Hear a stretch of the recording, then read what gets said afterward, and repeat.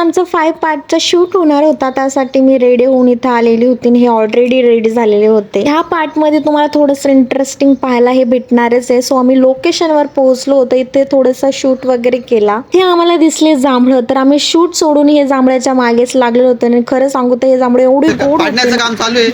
तर आता आम्ही दिवसभर इथेच फिरणार आहे.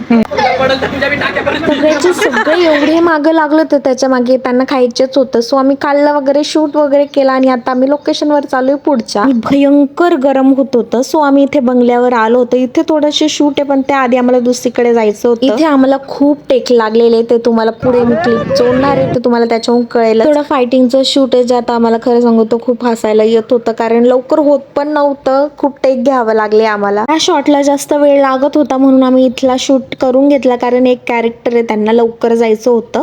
सो म्हणून आम्ही इथे त्यांचं कॅरेक्टरचं शूट करून घेतलं आणि नंतर आम्ही तिथे जाणार होतो. सो इथे आमचा तो शूट झालेला होता.